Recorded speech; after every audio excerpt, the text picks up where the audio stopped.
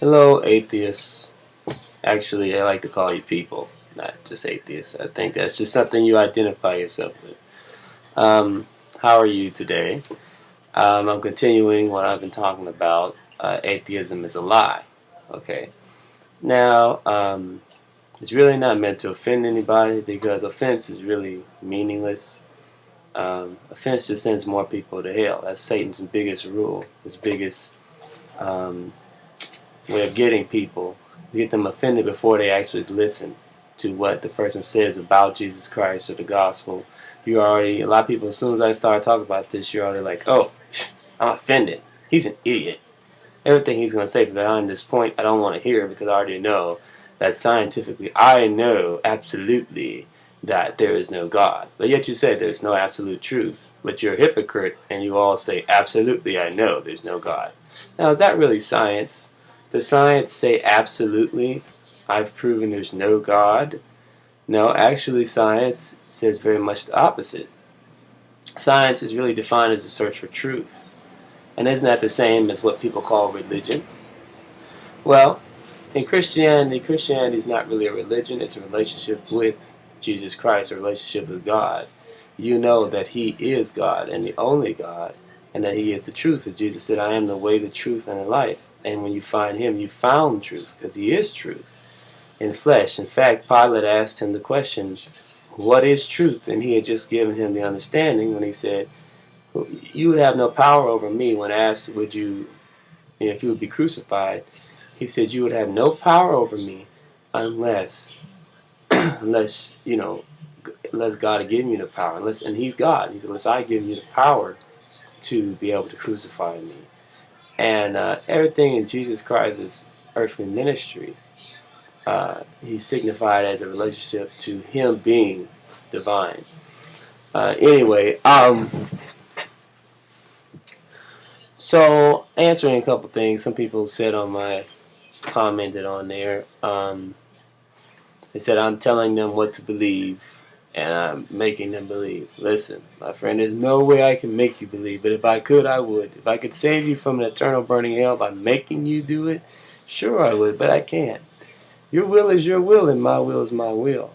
That's not even my purpose. God didn't put me here to force anyone to do anything, because it's impossible. If God wanted to force you, believe me, He could. He didn't even have to give you self-awareness. He didn't even have to let you know you were a human being or know that you had, a will or give you any of that. He could have just made you a robot. But God wants people to choose Him who choose to love Him. He doesn't want people forced to love Him. Doesn't give Him any pleasure. What's the purpose of having a creature that just does everything robotically like this?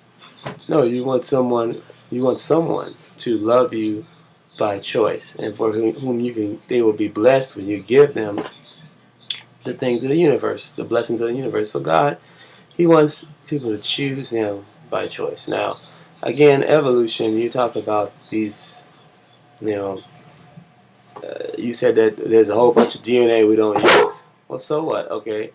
What is it? That does not prove anything. Doesn't prove anything for evolution. There are not transitional forms in our DNA, okay? There are parts of the human body that maybe we don't understand fully, that have a meaning, a purpose, but it still does not show that we came from another animal and that we are animals ourselves. It does not show that we transitioned from something else. That's a lie that they're telling you. What they're doing is they're putting a whole lot on it. Adding a lot to evidence. This is what they do in these schools, evolution. They just find a little bit of something, and then they add a whole bunch of, gobbledygook and rhetoric to the evidence, that really proves God, because they don't understand what they're seeing. So they just add a bunch of, stuff in there to make it sound like evolution. For instance, just because we have a tailbone, oh, we had to have a tail at one time. No, because maybe I'm darker skinned. Maybe they'll say I was, closer to the equator, so therefore I was closer to being a monkey or something. And they add a bunch of crazy stuff that doesn't make any sense to it, okay? As far as the skeletons, as I told you, I'll look up the pre-Adamic kingdom. Now, if you look at evolution, its really origins started with Greeks who did not believe in one of the gods. Now, of course, the gods are false anyway.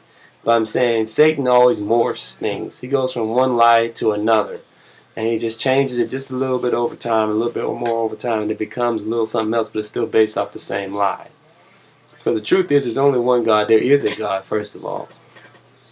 And that God manifested in flesh, Jesus Christ. He came through the Jews. He manifested himself to the Jewish people, not because he didn't love other people, but because Abraham was the only man on the planet at the time who had a heart enough to believe and hear him.